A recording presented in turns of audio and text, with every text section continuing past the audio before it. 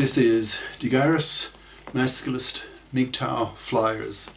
That is 2 3-page essays on the themes of masculism and MGTOW, written by and read aloud by Prof. Dr. Hugo de Garis. This is flyer number 373, entitled Seeking the Masculist Wilberforce, Part 2. Going straight on. So, we have here the makings of a major conflict, as women, on the one hand, with their evolved amoral nature, their alpha fucks and beta bucks attitude, their hypergamous instinct, their gender crimes against men, for example, their pill lying, that is, lying to their boyfriends/husbands that they are taking the pill, get pregnant, then expect him to pay for a kid she wants that he doesn't want. Their paternity fraud, etc. And on the other hand, men's desire, thanks to the masculists, to be free of manslavery, of decades-long unwanted pregnancies, for the major political and legal push for the para, the right of men to reject an unwanted pregnancy that women have but men don't. The fact that the feminists in the 70s got the MARA, that's maternity rejection right, and that men still don't have the PARA, paternity rejection right, is the most blatant form of sexual discrimination that exists. And it's not against women, but against men. That screams out for reform. Men have their lives ruined by unwanted pregnancies that they pay for, usually for decades. Masculists are very, very conscious that the legislation of the para is of prime importance, as important as was the vote to the suffragettes early in the 20th century.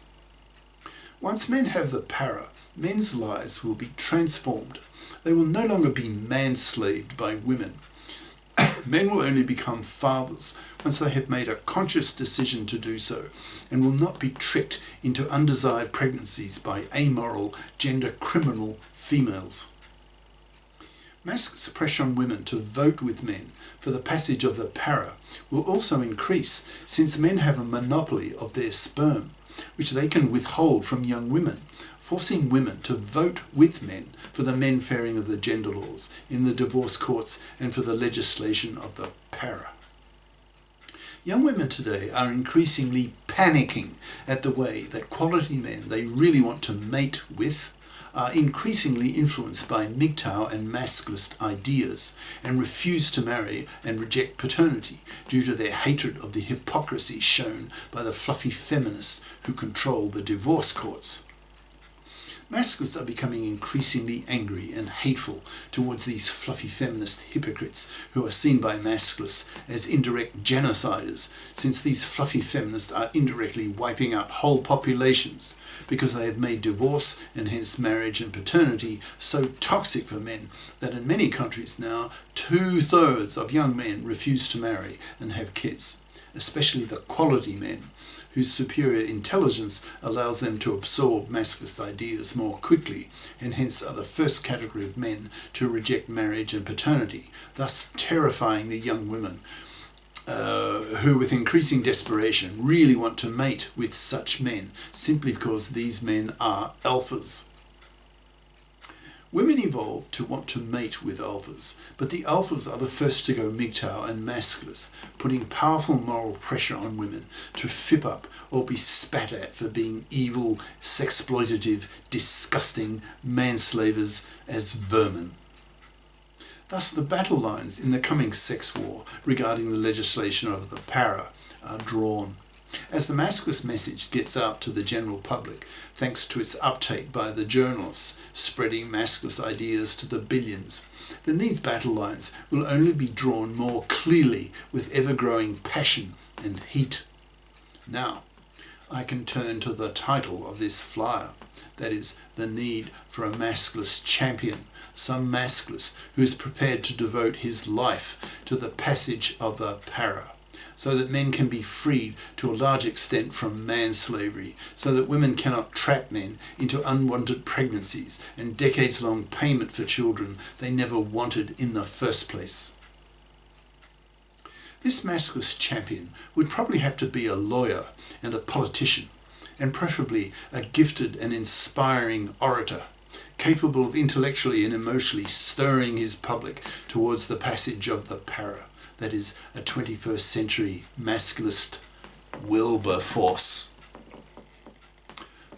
There will be heated opposition to passage of the para as women come to terms with the full implications of its successful legislation. A para will force women to grow up, to bother to get a career competent education so they do not expect to parasite off the money of a man. This prospect terrifies fluffies who have grown up and have been taught by their fluffy mothers that the solution to their daughters' existential problems of income and status will be solved by marrying well, that is, seeing their daughters get their financial claws into some gullible man-slave. But such women will be increasingly ostracised by the masculists, harangued and spat at. Such women will be miserable a decade from now, as nearly every quality man they come across spits at them for being a fluffy parasite, expecting to be able to leech off the money and labour of some gullible manslave. Such women will be seen as vermin by men, as manslavers, as disgusting gender criminals, and cast out by men. The moral pressure on such women will be enormous and will hopefully be powerful enough to overcome women's evolved instincts to parasite off men. After all, women evolved, capital letters, to be prostitutes to men, exchanging access to their vaginas for men's scarce male-hunted meat. That was the trade-off for several million years. So the masculists will be fighting women's evolved natures. So it will not be an easy fight.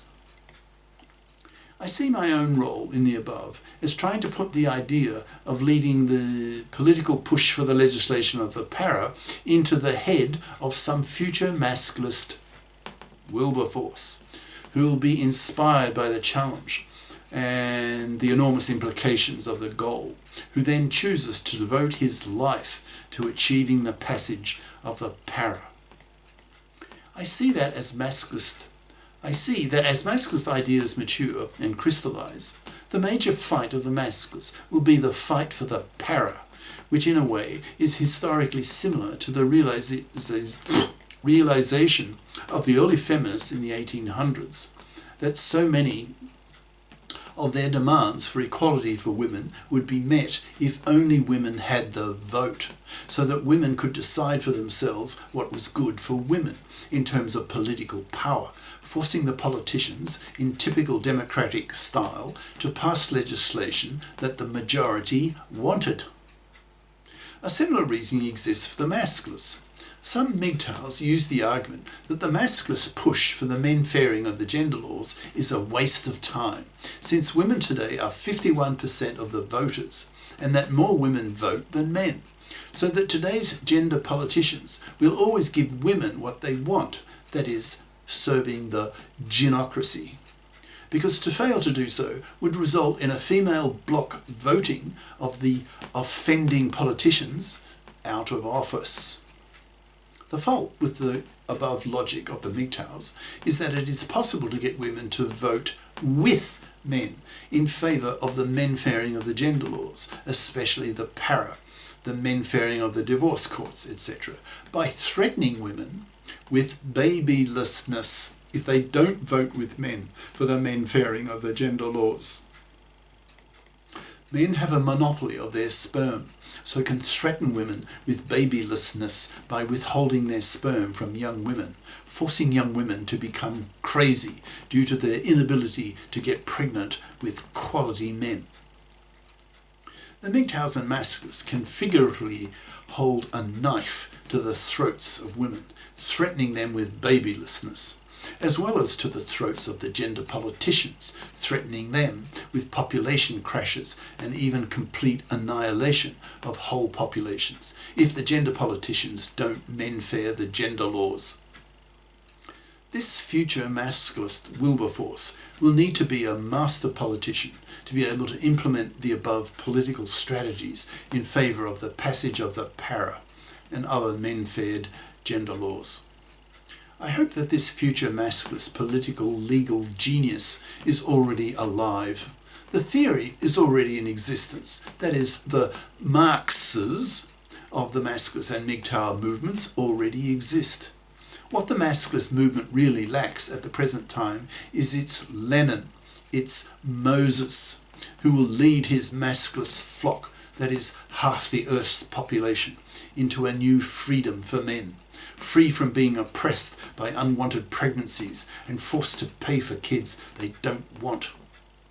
God, I hope that this future Masculist Wilberforce is now alive and is primed to be inspired by Masculist and MGTOW ideas so that he makes the historic decision to devote his life to the effective legislation of the liberation of men, which is what Masculism is all about. Cheers. Prof. Dr. Hugo de Garis. Email profhugodegaris@yahoo.com. Website profhugodegaris.wordpress.com. Author of the book Masculism, Men's Rebellion Against Being Manslaves to Women, and e-textbook of 370 plus masculist flyers for men's studies courses, freely downloadable in Microsoft Word format from my website. Ciao.